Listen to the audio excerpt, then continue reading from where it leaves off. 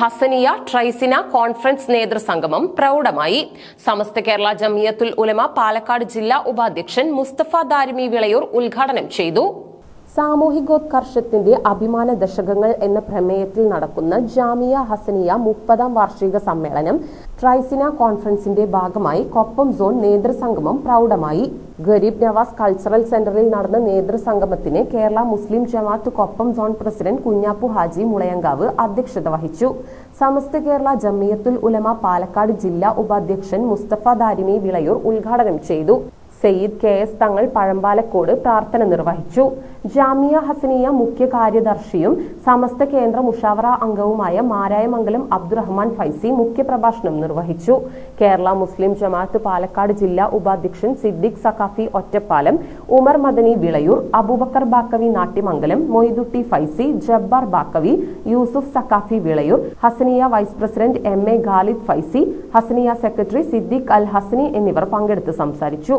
2025 ജനുവരി 24, 25, 26 തീയതികളിലാണ് ട്രൈസീന conference നടക്കുന്നത്. കൊപ്പം ഭാരവാഹികളായി chairman Moideenkutty Al Hasani, convener Umar Al Hasani Mulayankavu, treasurer Bavutty Haji Manampra, vice chairman Kunhappa Haji Mulayankavu എന്നിവരെ തിരഞ്ഞെടുത്തു. കോട്ടക്കൽ കോവിലകത്തിന് 10,000-കണക്കിൽ കൃഷി ചെയ്യേണ്ടുന്ന ഭൂമി ഉണ്ടായിരുന്നു.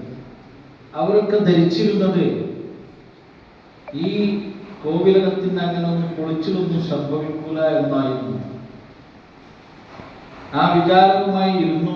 ഇപ്പോൾ ഒരു തുണ്ട് ഭൂമി കോട്ടക്കൽ കോവിലകത്തിനില്ല, അതുപോലെ തന്നെ നിലമ്പൂർ കോവിലകത്തിനുമില്ല എന്നതുപോലെ നമ്മളൊക്കെ മനസ്സിലാക്കുന്നു. നമ്മളെ അൽഹംദുലില്ലാഹ് വളരെ ഉറച്ച ഒരു തലമുറയാണ് നമ്മുടെ തലമുറ. നമ്മുടെ കുടുംബം വളരെ കുലീനമായ കുടുംബമാണ്. ഇസ്ലാമിന്റെ വിഷയങ്ങളിലൊക്കെ വളരെ സജീവമായി മുന്നിട്ട് നിൽക്കുന്ന കുടുംബമാണ്. കാര്യമായിട്ട് ഇപ്പോഴൊന്നും ഇവിടൊന്നും അൽഹംദുലില്ലാഹ് കുഴപ്പമൊന്നും സംഭവിക്കാൻ പോണില്ല. അല്ലാഹു കാത്തുരക്ഷിക്കുമാറാവട്ടെ.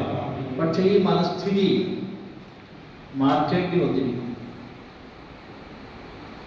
നമ്മുടെ വീട്ടിന്റെ അടുക്കളന്റെ ഉള്ളിൽ അനിസ്ലാമികമായ പ്രവണതകൾ വളർന്നുകൊണ്ടിരിക്കുകയാണ്.